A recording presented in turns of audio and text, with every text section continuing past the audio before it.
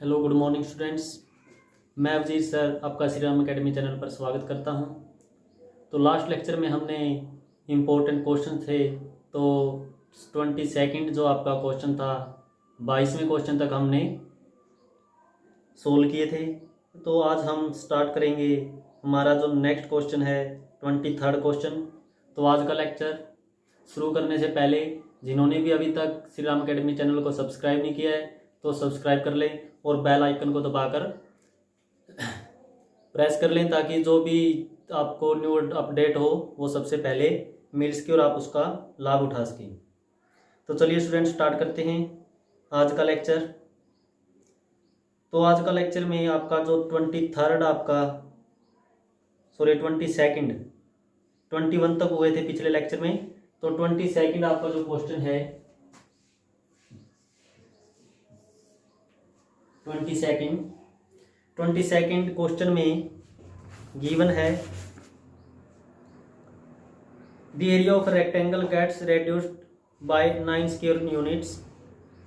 कोई रेक्टेंगल आपका आयत है उसका जो क्षेत्रफल है वो 9 स्क्वायर यूनिट रेड्यूस्ड का मतलब है कम हो जाता है if its length is reduced by 5 units and breadth increase by 3 units. यदि उसकी लेंथ को हम क्या कर दें 5 यूनिट कम कर दें और उसकी जो ब्रेथ चौड़ाई है चौड़ाई को हम 3 यूनिट बढ़ा दें। सेकंड कंडीशन में इसने दिया है if we increase the length by 3 units, यदि हम लंबाई को 3 यूनिट बढ़ा दें and the breadth by 2 units और ब्रेथ को 2 यूनिट बढ़ा दें। तो आपका जो एरिया है area increases by 67 square units. तो उसका जो एरिया होगा रेक्टेंगल का वो 67 यानी 67 स्क्वायर यूनिट है वर्ग यूनिट, वो क्या हो जाएगा बढ़ जाएगा। तो find the dimensions of rectangle, हमें जो रेक्टेंगल है आयत है उसकी विमाएं यानी भुजाएं यानी लेंथ और ब्रेथ यानी चौड़ाई लंबाई चौड़ाई हमने क्या करनी है उसकी फाइंड करनी है निकालनी है। तो जो चीज़ भी हमें निकालनी है तो वही हमने लेट करना पड़ेगा।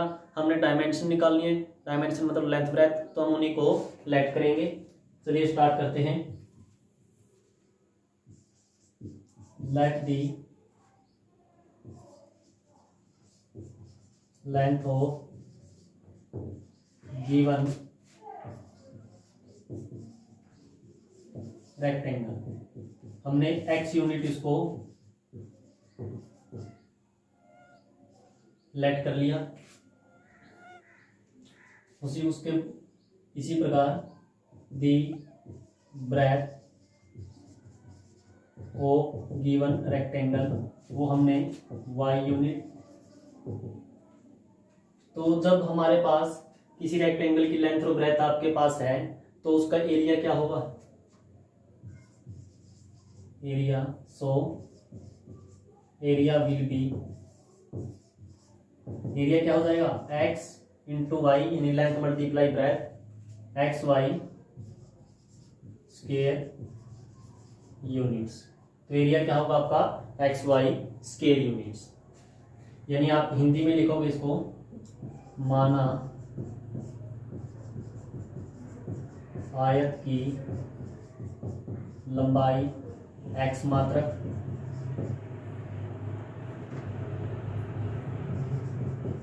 चौड़ाई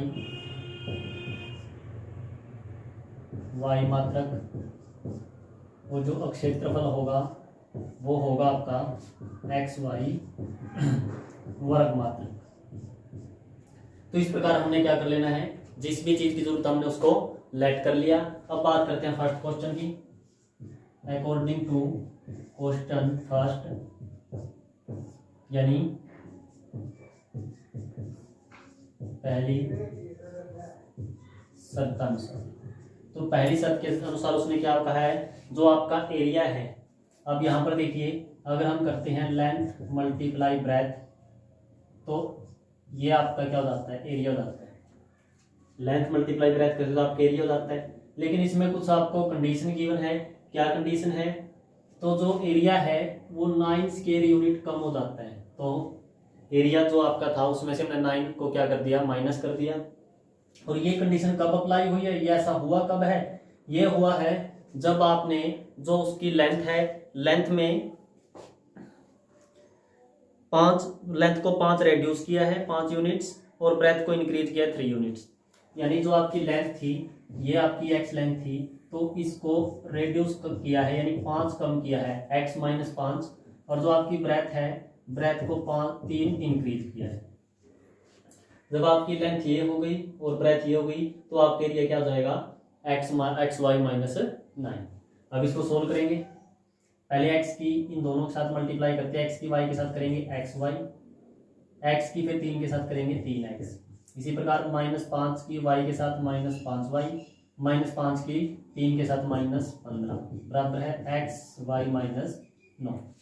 अब देखिए एक्स वाई से आपका एक्स वाई कैंसिल हो जाएगा, यहाँ क्या बचेगा 3x माइनस वाई, -15 है उधर जाएगा +50, तो 3x minus y equal to आपके पास क्या बचा 6। ये हो जाएगी आपकी first equation. According to question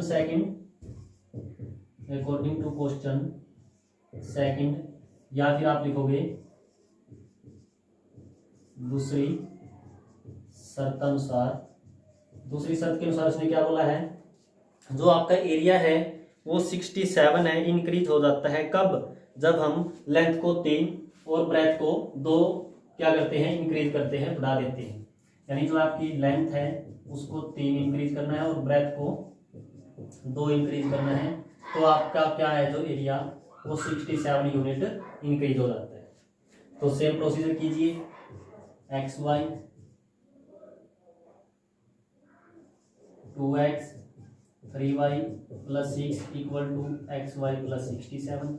x y से x y cancel, 2x plus 3y, 6 उधर जाके नेगेटिव यानी माइनस का हो जाएगा, तो क्या बचेगा 61, इक्वेशन नंबर सेकंड। अब आपके पास दो इक्वेशन है, first equation 3x minus y equal to 6 and second equation 2x plus 3y equal to 61। इन दोनों इक्वेशंस को सोल्व करेंगे। सोल्व करने के बाद आपको x और y की वैल्यू मिलेगी, और यही हमने निकालना था, क्योंकि x की वैल्यू मिलेगी तो हमें यानी लेंथ का पता लग जाएगा, y की वैल्यू और y की वैल्यू मिली तो ब्रेथ, यानी एक्स वाई हमने लेंथ और ब्रेथ यानी लंबाई चौड़ाई हमने लेट किया है, मानना है। तो जो अगर हमें x और y की वैल्यू मिल गई तो वही आपका क्या हो जाएगा, उनकी लंबाई और चौड़ाई में उसकी डायमेंशन मतलब वीमाई हमें मिल जाएगी। बढ़ते हैं नेक्स्ट क्वेश्चन 23rd क्वेश्चन देखिए।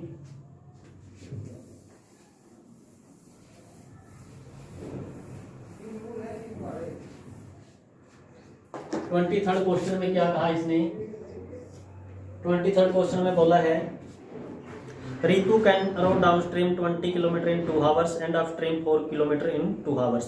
कोई लड़की है रितु, डाउन स्ट्रीम होती है आपकी धारा, जब जैसे कोई भी आपका जैसे नदी वगैरह नहर वगैरह है, तो उसमें जो पानी है जिस तरफ पानी का बहाव जाएगा, मान के चलिए ऐसे आपका पानी चल रहा है, इस साइड में यानी आपकी लेफ्ट टू राइट आपका पानी जा रहा है, तो जब कोई या जब हम क्या करते हैं, इस पानी के साथ साथ ही चलते हैं, पानी के साथ साथ ही चलते हैं, तो ऐसी कंडीशन में हम कहेंगे कि हम डाउन स्ट्रीम क्या कर रहे हैं, तैर रहे हैं, स्विम कर रहे हैं, जो कुछ भी हम कर रहे हैं। जब हम जिधर पानी आपका बह रहा है जब उसी साइड में जाएं तो होगा डाउन स्ट्रीम।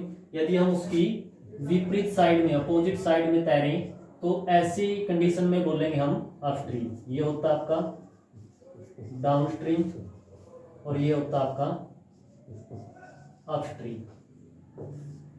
तो अपस्ट्रीम और डाउनस्ट्रीम आपको पता लग गया क्या होता है, धारा पानी की दिशा में ही आपको जाना तो आपका डाउनस्ट्रीम, उसके विपरीत दिशा में जाना आपका अपस्ट्रीम।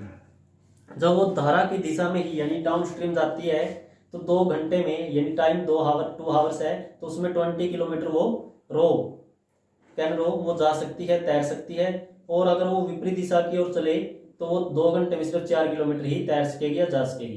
तो find her speed of rowing in still water and the speed of current. यदि वो खड़े पानी में तैरे तो उसकी स्पीड क्या होगी तैरने की, अगर वो जो पानी है पानी की स्पीड क्या होगी। हमने 2 चीज निकालनी है, एक तो निकालनी है जैसे खड़ा पानी आपका कोई भी पॉन्ड वगैरह है, तालाब है, झील है, ठीक है, लेक वगैरह, तो उसमें जब हम तैरेंगे खड़ा पानी में तैरेंगे तो हमने खुद की स्पीड क्या होगी, और दूसरी हमने फाइंड करनी है stream, find the speed of stream, या करंट हम कह सकते हैं। करंट का मतलब है जो आपका मतलब जो पानी बह रहा है वो पानी की स्पीड से आपका बह रहा है। तो इस प्रकार के क्वेश्चन में आपने जो सबसे पहले लेट करना है वो हमने लेट करना है स्टिल वाटर की स्पीड। अगर दी हो या ना दी हो, फाइंड करने हो, कुछ भी हो, सबसे पहले हम क्या करेंगे, स्टिल वाटर की स्पीड देंगे। तो लिखिए let the speed in still water. Still water की स्पीड हमने मान ली x किलोमीटर पर आवर, यानी माना स्थिर जल में तैरने की चाल, स्थिर जल में तैरने की चाल हमने मान ली x किलोमीटर पर आवर। उसके बाद let the speed of current, current कह सकते हो, स्ट्रीम कह सकते हो, तो वो मान लिया हमने y किलोमीटर पर आवर, यानी धारा की चाल, धारा की चाल y किलोमीटर पर आवर। और यहाँ पर दो बात कही है, एक बात कही है उन्होंने डाउन स्ट्रीम, एक कही है अप स्ट्रीम, तो हम दोनों की स्पीड भी निकालेंगे। Now speed in down stream, down stream में स्पीड, जब भी डाउन स्ट्रीम की बात आती है तो हमने जो स्टील है और जो आपका करंट है या स्ट्रीम है उन दोनों की स्पीड को ऐड करना होता है x plus y kilometre per hour. और स्पीड इन अपस्ट्रीम, अपस्ट्रीम की बात होगी तो हमने माइनस करेंगे। ये ध्यान रखना है हमेशा स्टील वाटर की जो स्पीड है, स्टील वाटर में जो स्पीड है उसकी उसमें और करंट में, करंट की जो स्पीड है वो ऐड करनी है, यानी स्टील में करंट ऐड करना है और स्टील में से ही करंट को हमने माइनस करना है। इसमें कभी गलती मत करना। कई बार बच्चे क्या करते हैं, करंट में से स्पीड को माइनस कर देते हैं। चलो ऐड करते टाइम तो कोई प्रॉब्लम नहीं है, लेकिन जब माइनस करते हैं तो उस टाइम आपका जो आपकी जो सारी प्रोसेस है वो क्या हो जाती है, गलत हो जाती है, और आपका सम भी गलत हो जाता है। यानी हमने हमेशा स्टील वाटर माइनस स्ट्रीम हमने करना है। स्थिर जल में तो तैरने की चाल है, उसमें से धारा की चाल हमने माइनस करनी है। तो ये दोनों भी हमें मिल गया। अब कीजिए according to question first question के अकॉर्डिंग उन्होंने बोला है पहली शर्तानुसार, तो पहली शर्त के अनुसार उसने जो दिया है समय दिया है यानी टाइम, वो 2 आवर्स आपको दिए हैं। डिस्टेंस दी है यानी दूरी, वो दी है आपको 20 किलोमीटर। इसका मतलब हमें क्या निकालना है, हमने निकालनी है स्पीड, हमने स्पीड निकालनी है। स्पीड का फार्मूला क्या होता है, डिस्टेंस बाय टाइम। स्पीड का मतलब चाल, तो हमने स्पीड का फार्मूला, चाल का फार्मूला क्या होगा, डिस्टेंस अपॉन टाइम, यानी दूरी बटे चाल, दूरी बटे समय। तो अब देखिए आपकी फर्स्ट कंडीशन के अकॉर्डिंग क्या बनेगा, स्पीड क्या होगी आपकी, जो फर्स्ट कंडीशन है उसमें जो स्पीड है वो डाउन स्ट्रीम गिवन है। फर्स्ट में जो गिवन है आपकी स्ट्रीम, फर्स्ट कंडीशन में डाउन स्ट्रीम है, डाउन स्ट्रीम की स्पीड क्या है, x plus y equal to distance upon time, यानी डिस्टेंस दूरी कितनी है 20 बटे टाइम कितना है 2, जब इसको कैंसिल करेंगे कितना आएगा 10, यानी x plus y equal to 10। ये हो गया आपकी फर्स्ट कंडीशन। सेकंड कंडीशन देखिए, सेकंड कंडीशन में इन्होंने क्या दिया है, अकॉर्डिंग टू क्वेश्चन सेकंड, उसमें दिया है जो स्पीड है वो आपकी अपस्ट्रीम दी है, टाइम वही सेम 2 आवर्स, जो स्पीड है टाइम लिख लीजिए पहले, टाइम आपका 2 आवर्स, डिस्टेंस आपकी 4 किलोमीटर, डिस्टेंस आपकी कम होगी तो स्पीड आपकी क्या होगी स्पीड का वही फार्मूला लगाओगे, डिस्टेंस अपॉन टाइम। तो आपका क्या बनेगा, स्पीड अपस्ट्रीम की स्पीड क्या है, x minus y, time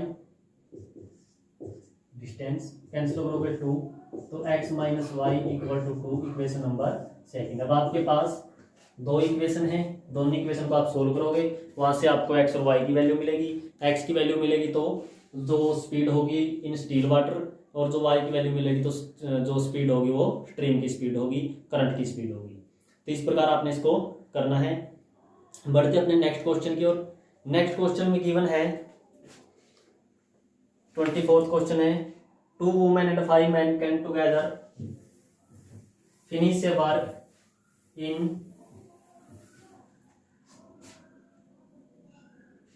finish an embroidery work in 4 days। यानी इन्होंने बोला 3 औरत और 5 जो आदमी हैं वो इकट्ठे मिलकर किसी भी काम को, कोई काम है एम्ब्रॉयडरी वर्क है, तो उस काम को 4 दिन में क्या कर देते हैं, कंप्लीट कर देते हैं। सॉरी 2 वुमेन थी, और वाइल जबकि 3 women and 6 men can finish it in 3 days। Find time taken by one woman alone to finish the work and also that taken by one woman alone। तो इसने दिया है 2 महिलाएं और 5 पुरुष एक कसीदे के काम को, किसी भी कोई काम है उस काम को एक साथ 4 दिन में पूरा कर सकते हैं। इकट्ठे लगकर इकट्ठे काम करते हैं। जब 2 महिलाएं और 4 पुरुष इकट्ठे, जो 5 पुरुष इकट्ठे मिलकर काम करते हैं तो 4 दिन में पूरा कर देते हैं। जबकि 2 महिलाओं की जगह 3 महिलाएं जो हो जाए और 5 पुरुष की जगह 6 पुरुष हो जाए तो उस काम को 3 दिन में पूरा कर सकते हैं। याद कीजिए कि इसी कार्य को करने में अकेली महिला कितना समय लेगी और अकेला पुरुष कितना समय लेगा। अगर वही काम हो, उस काम को एक महिला करे अकेली तो वो कितने दिन में पूरा करेगी, और अकेला पुरुष कितने दिन में उसको पूरा करेगा। तो ये हमने निकालना है। तो देखिए 24th question,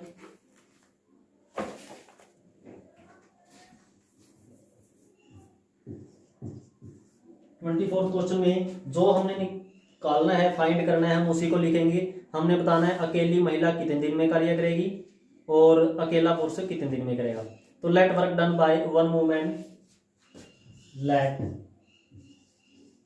work done by one women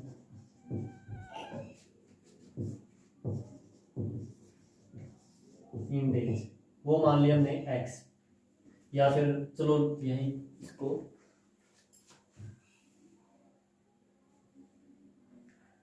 women x days हमने मान लिया। जो अकेली महिला है वो x दिन में उस काम को पूरा करती है। सो इसलिए जब एक महिला उस पूरे काम को x दिन में पूरा करती है तो 1 day work done by one women, 1 day work done by one women. एक महिला पूरे काम को फिनिश करती है x दिन में, तो एक ही महिला एक दिन में कितना करेगी, पूरे काम को x दिन में करती है एक महिला, तो एक दिन में कितना करेगी, एक दिन में कम करेगी। कम के लिए हम लिखेंगे 1/x, 1/x। सेम प्रोसीजर आप उस जो मैन है उनके लिए कीजिए। Let work done by one man y days, so 1 day work done by one man. तो एक आदमी का एक दिन का कार्य क्या होगा, 1/y। तो इसी पूरे प्रोसीजर को आप हिंदी में लिखोगे। माना एक महिला कार्य पूरा करती है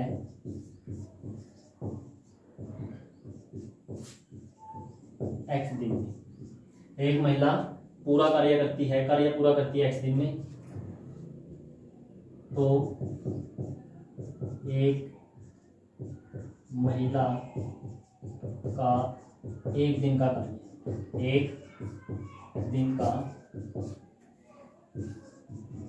कार्य, एक दिन में कितना कार्य करेगी 1/x। इसी प्रकार माना एक पुरुष कार्य पूरा करता है y दिन में, तो एक पुरुष का एक दिन का कार्य, तो एक दिन का कार्य क्या होगा 1/y, 1/y। अब ये चीज हमने क्या करनी है, स्टार्टिंग में लेट करनी है। अब जो कंडीशन गिवन है उस कंडीशन के अकॉर्डिंग देखते हैं। 2 महिलाएं 5 पुरुष एक कसीदे को काम को एक साथ 4 दिन में पूरा करती है। देखो यहाँ पर एक महिला एक दिन में कितना कार्य करती है, एक महिला यानी 1 वुमेन एक दिन में 1 डे में कितना वर्क डन करती है 1/x। एक वहां देखिए, एक वुमेन एक दिन में कितना कार्य डन करती है 1/x। और अगर वहां पर 2 महिला हो, 2 वुमेन एक ही दिन में कितना करेगी, जब एक महिला एक दिन में 1/x करती है तो 2 महिला यानी 2 वुमेन 1 डे में कितना करेगी 2/x। इसी प्रकार 1 man 1 day work done 1/y, तो 5 man 1 day work done 5/y। यानी एक आदमी एक दिन में करते हैं 1/x, तो 5 आदमी एक दिन में कितना करेंगे 5/y। ठीक है ना। तो सेम प्रोसेस हमने फर्स्ट कंडीशन में अकॉर्डिंग टू क्वेश्चन फर्स्ट, पहली शर्तानुसार, तो पहली शर्त के अनुसार इन्होंने क्या बोला है 2 वुमेन 5 मैन, यानी 2 महिला 5 पुरुष इकट्ठे मिलके पूरे काम को 4 दिन में कर देते हैं। तो हम लिखेंगे 2 महिला एक दिन में करेगी इतना काम, 5 पुरुष एक दिन में करेंगे इतना काम, दोनों टोटल मिलाकर एक दिन में कितना काम करेंगे। पहले देखो 2 महिला 5 पुरुष पूरा काम कितने दिन में करते हैं, 2 महिला 2 वुमेन प्लस 5 मैन इकट्ठा 4 दिन में करते हैं, पूरे काम को 4 दिन में कर देंगे। अगर 2 वुमेन प्लस 5 मैन बात करें 1 डे की, बात करें एक दिन की, 2 वुमेन 5 मैन पूरा कार्य 4 दिन में कर देते हैं। अगर यही 2 वुमेन 5 मैन एक दिन की बात करें, एक दिन में कितना करेंगे, एक दिन में तो कम करेंगे, कम के लिए हम क्या लिखेंगे 1/4, कम के लिए 1/4 हो जाएगा। अब देखिए तो सेम का सेम प्रोसेस यही है, इन दोनों का इकट्ठा मिलके एक दिन का काम कितना है, इन दोनों का इकट्ठा मिलके एक दिन का काम कितना है 1/4, तो यहाँ पर लिखोगे आप 1/4। इसको हम लेट कर लेंगे फर्स्ट इक्वेशन। अब बात करते हैं according to question second question की। सेकंड क्वेश्चन में उन्होंने क्या कहा, दूसरी शर्तानुसार, दूसरी शर्त में क्या बोला उसने, दूसरे में बोला जो वुमेन 2 थी उसकी जगह 3 होनी है, यानी आपकी जो औरत होगी महिला होगी वो कितनी होगी 3 महिला एक दिन में कितना करेगी 3/x, 6 पुरुष एक दिन में कितना करेंगे 6/y। कुल मिला के दोनों एक दिन में कितना करेंगे, जबकि 3 women plus 6 man complete work 3 days में कर देते हैं। 3 महिला 6 पुरुष किसी काम को 3 दिन में कर देंगे पूरा, तो एक दिन में कितना करेंगे, ये एक दिन में कितना करेंगे 1/3, एक दिन में कितना करेंगे 1/3। तो ये होगी आपकी इक्वेशन नंबर सेकंड। हमारे पास दोनों इक्वेशन आ चुकी है, आगे हमने किस प्रकार इसको प्रोसीड करना है वो देखिए।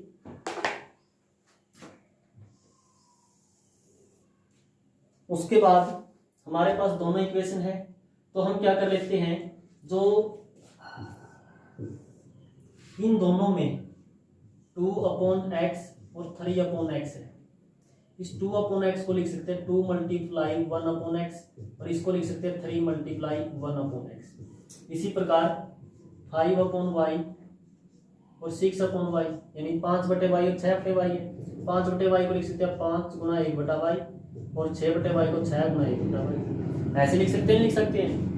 तो फर्स्ट टर्म में आपके पास 1/y 1/x 1/x दोनों में सेम है, तो हम एक काम कर लेते हैं, let 1/x equal to a and 1/y equal to b, और इसको हमने कर मान लिया इक्वेशन नंबर। दोनों में जो 1/x था उसको हमने क्या कर लिया, a लेट कर लिया, 1/y को हमने b लेट कर लिया। तो इन दोनों को लेट करने के बाद आपकी इक्वेशन क्या होगी, देखिए अगर इस पूरे की जगह पर हम a पुट कर दें तो a की 2 के साथ मल्टीप्लाई होगी तो क्या होगा 2a, आगे प्लस 5y है, तो इस 1/y की जगह हम b पुट करते तो b की मल्टीप्लाई 5 के साथ होगी तो क्या होगा 5b इक्वल टू 1/4। यहाँ पर 4 है, इसको इधर ले आइए, दोनों के साथ मल्टीप्लाई करेंगे 8a plus 20b equal to 1। ये इक्वेशन हो गई आपकी 4th इक्वेशन। सेम प्रोसेस नीचे वाले में करेंगे, यहाँ पर होगा 3a plus 6b, 3a plus 6b equal to 1/3। अब क्या करना है, 3 को इधर लेके आना है, 3 3 जा 9a, 3 6 जा 18b इक्वल टू 1। इक्वेशन हो गया आपकी 4th। अब आपके पास ये दोनों equations in term b a b की फॉर्म में, ए बी के यहाँ पर पहले एक्स वाई था तो हमारे पास अब ए बी है, तो ए बी की फॉर्म में हमारे पास दो इक्वेशन है। इन दोनों इक्वेशन को हमने क्या करना है, सोल्व करना है। चलो इसको सोल्व कर देते हैं। जो हमारा ए जो वेरिएबल है, हम ए वेरिएबल को इक्वल करेंगे। इक्वल करने का हम इसमें एलिमिनेशन मेथड यूज कर रहे हैं। एलिमिनेशन मेथड में हमने क्या करना होता है, कोई भी एक वेरिएबल को हमने इक्वल करना होता है। तो हम 8a और 9a है, इन दोनों को इक्वल कैसे करेंगे, जो यहाँ पर 8 है इस 8 की मल्टीप्लाई पूरी इस इक्वेशन यानी इस समीकरण के साथ, और इस 9 की मल्टीप्लाई इस इक्वेशन के साथ। हम लिखेंगे multiply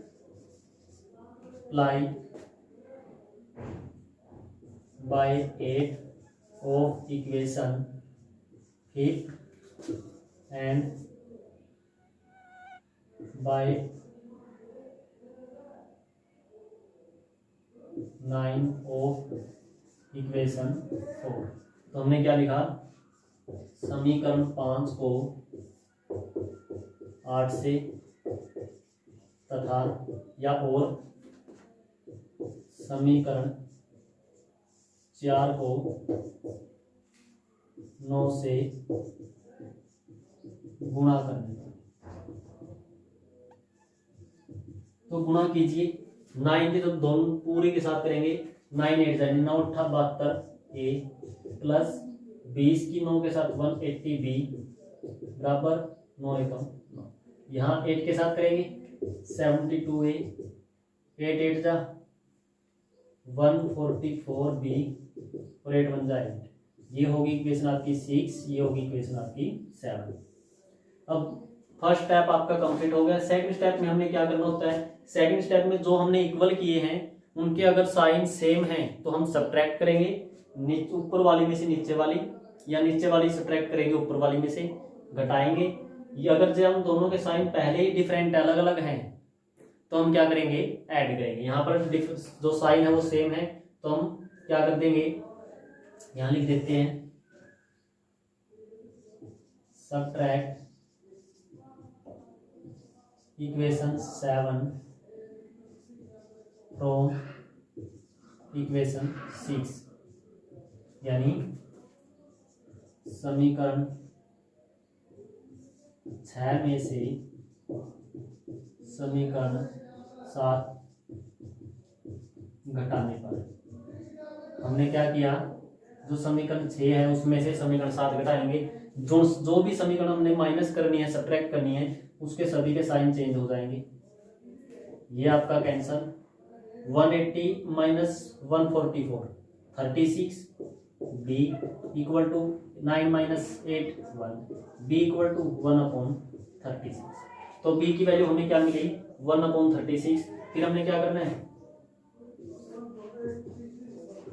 put the value of b in equation. हमारे पास b 4th और 5th 6th और 7th 4 इक्वेशंस में कौन सी में रखिए, हमने क्या कर लिया, b की वैल्यू हमने फिफ्थ इक्वेशन में रखी ताकि आसानी से कैंसिल हो जाए, यानी b का मान समीकरण 5 में रखने पर, b का मान समीकरण 5 में रखने पर, समीकरण 5 आपकी ये रखिए value 9a plus 18 multiply b की जगह 1/36 इक्वल टू 1, ये कैंसिल करेंगे 2, यानी 9a इक्वल टू 1/2, अगर जाके माइनस होगा 1 माइनस 1/2 तो आपको मिलेगा 9a इक्वल टू 1/2, और a इक्वल टू 9 मल्टीप्लाई आगे डिवाइड में 1/18। तो इस प्रकार हमें a और b दोनों की वैल्यू मिल गई। अब ये a और b की जो वैल्यू है हम रखेंगे इक्वेशन थर्ड में। यहाँ देखिए, put the value of a and b in equation third, यानी a और b का मान समीकरण 3 में रखने का, यानी यहाँ पर हम 1/x equal to a, 1/y equal to b, ये आपकी थर्ड इक्वेशन है। तो 1/x इक्वल टू a की value 1/18, 1/y equal to b की वैल्यू 1/36, क्रॉस करेंगे x equal to 18 and y equal to 36। x हमने क्या लेट किया था, y हमने क्या लेट किया था, देखिए x हमने लेट किया था एक वोमेन है जो वो कितने दिन में उस वर्क को कंप्लीट करेगी, तो x जो एक वुमेन है वो अकेली 18 डेज में और अकेला पुरुष 36 डेज में जो वर्क उसको कंप्लीट करेगा। तो इस प्रकार से हमने इसको सोल्व करना है। तो please pause the video, note down. We proceed next question आपका। Next question is 35th question, और आज की लेक्चर का जो ये लास्ट क्वेश्चन है 35th क्वेश्चन। इस क्वेश्चन में दिया है एक लड़की है रूही, तो वो कहीं बाहर है, उसे 300 किलोमीटर की डिस्टेंस वो कवर करके उसने घर पहुंचना है, और घर पहुंचने के लिए वो कुछ जो डिस्टेंस है वो बस में ट्रैवल करती है, बस में आती है, कुछ दूर तक वो ट्रेन में आती है और अपने घर पहुंच जाती है। तो कुछ कंडीशन दी है भी कितनी देर वो कितनी डिस्टेंस उन्होंने बस में कवर की, कितनी डिस्टेंस उसने ट्रेन में कवर की। तो दो कंडीशन आपको गिवन, उन दोनों कंडीशन के अकॉर्डिंग हमने इक्वेशंस बनानी है और हमने बताना है जिस बस में वो आई उसकी स्पीड क्या थी और जिस ट्रेन में आई वो उस ट्रेन की स्पीड क्या थी। तो देखिए 24th क्वेश्चन, पहले लिखिए टोटल डिस्टेंस। तो टोटल डिस्टेंस है 300 किलोमीटर, यानी कुल दूरी 300 किलोमीटर। ठीक है, उसके बाद जो चीज हमने निकालनी है वो लिखिए। निकालनी क्या है, फर्स्ट अपना निकालना है let the speed of train की स्पीड निकाली, तो मान ली x kilometre per our. Let the speed of बस की स्पीड मान ली y किलोमीटर पर आवर, यानी माना ट्रेन की चाल x किलोमीटर प्रति घंटा और बस की चाल y किलोमीटर प्रति घंटा। तो ये चीज हमने निकाली थी, तो जो चीज हमने निकाली थी वो हमने मान ली। उसके बाद बात करते हैं according to question first question की। फर्स्ट क्वेश्चन में उन्होंने क्या बोला है, जो हमारी पहली शर्त है, तो वो शर्त उन्होंने दी है 60 किलोमीटर, यानी if she travel 60 kilometre by train and remaining by bus, यदि वह 60 किलोमीटर ट्रेन में यात्रा करे और बाकी जो रह गए वो किस में यात्रा करे, बस में यात्रा करे। अब देखिए हम निकाल रहे हैं डिस्टेंस, सॉरी स्पीड निकाल रहे हैं, तो आपको टाइम, तो स्पीड का जो फार्मूला है वो पहले लिख लीजिए। स्पीड का फार्मूला है डिस्टेंस अपॉन टाइम, यानी दूरी डिवाइड में बटा समय। तो ये आपका चाल का हमने फार्मूला लिख लिया। तो फर्स्ट कंडीशन में स्पीड हमने निकालनी है, किसकी स्पीड निकालनी है, ट्रेन और बस की। तो पहली कंडीशन में उसने कहा अगर वो 60 किलोमीटर, डिस्टेंस की बात है, 60 किलोमीटर ट्रेन में जाए, सॉरी टाइम निकालना है, टाइम तो हमने निकालना है क्योंकि दोनों में टाइम आपकी बात की गई है टाइम की, तो टाइम का फार्मूला लगाएंगे। बट टाइम का फार्मूला तो यहाँ पर क्या हो जाएगा आपका, यहाँ पर स्पीड हो जाएगी। डिस्टेंस डीएस उसकी ट्रेन की डिस्टेंस 60 किलोमीटर, ट्रेन में वो 60 किलोमीटर तक ट्रैवल करती है। जिसमें ट्रैवल की ट्रेन में डिस्टेंस 60 किलोमीटर, तो उसकी स्पीड क्या रही होगी, स्पीड ट्रेन की x। अब वो इतनी दूर तो वो ट्रेन में आई और उसे इतना टाइम लग गया, ये टाइम ही तो है, डिस्टेंस अपॉन स्पीड, इतना टाइम लग गया उसको ट्रेन में।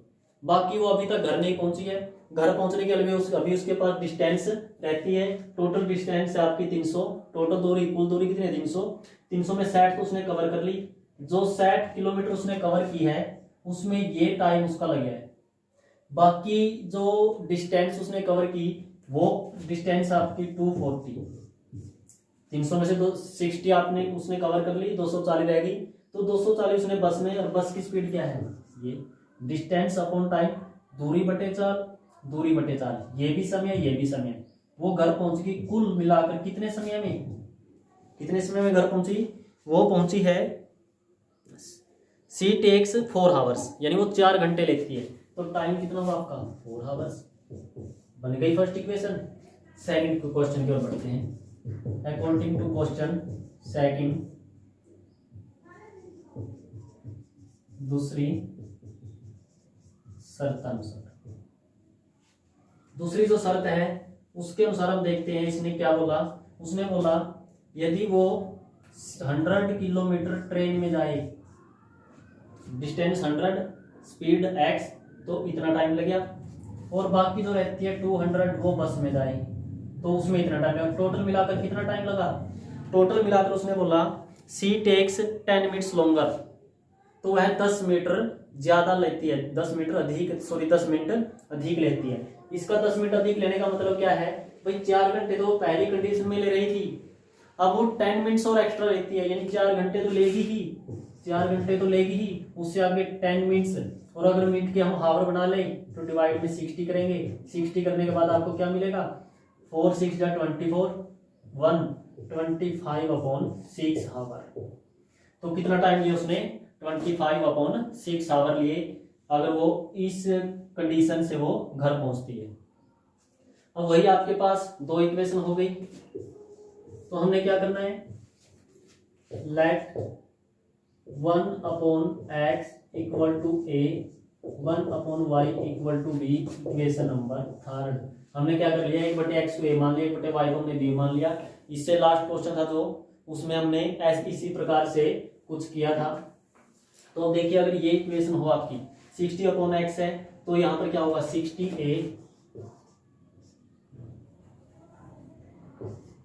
60a plus 240b equal to 4। अब ये देखिए जो 4 है, अगर हम इस पूरी तीनों टर्म्स को 4 से डिवाइड कर दें, सभी टर्म डिवाइड होगी, 4 से डिवाइड करने के बाद तो ये आपका कैंसिल हो गया, यहाँ बचेगा 15a, ये आपका कैंसिल हो गया बचेगा 60b, और ये कैंसिल हो गया बच गया 1। तो आप लिख सकते हो dividing on both sides by 4। आप क्या लिखोगे, दोनों तरफ 4 से भाग करने पर, तो दोनों तरफ 4 से भाग करने पर हमें क्या मिला, 15a + 60b = 1, यानी 15a + 8b बराबर 1, इक्वेशन नंबर 4।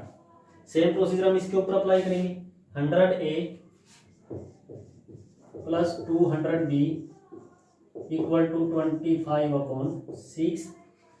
तो इसको हम क्या करेंगे, देखो अगर हम इस पूरे को 25 से डिवाइड कर दें और 6 से मल्टीप्लाई कर दें, यहाँ से आपकी जो फ्रैक्शन वो खत्म हो जाएगी, यानी इस प्रकार हम करेंगे।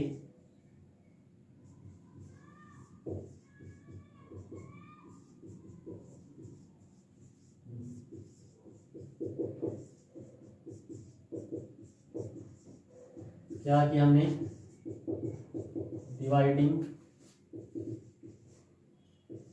On both sides by 6 and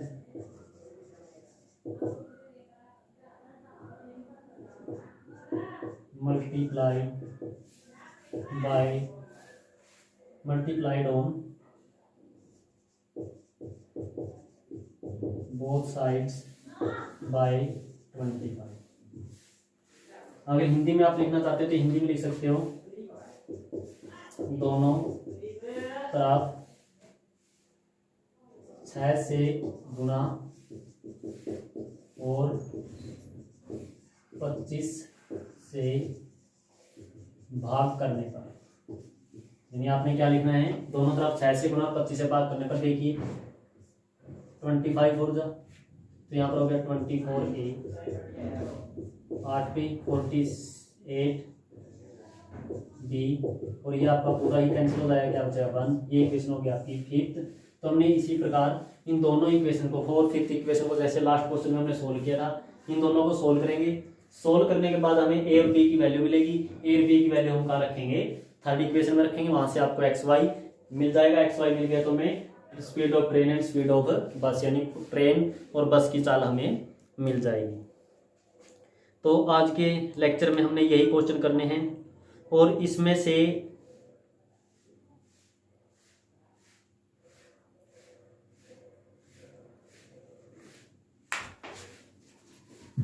मैं आपको बता देता हूँ मोस्ट इम्पोर्टेंट कौन सा है।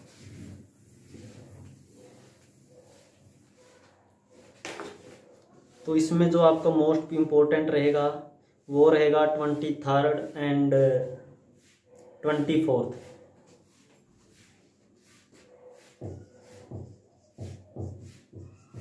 मोस्ट इम्पोर्टेंट क्वेश्चन जो आपके रहेंगे वो रहेंगे 23rd and 24th question. 23rd and 24th question आपके क्या रहेंगे, मोस्ट इम्पोर्टेंट रहेंगे।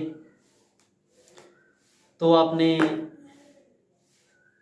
इन सम्स को करना है, और आपको अगर कोई प्रॉब्लम आए तो आप कमेंट कर सकते हैं।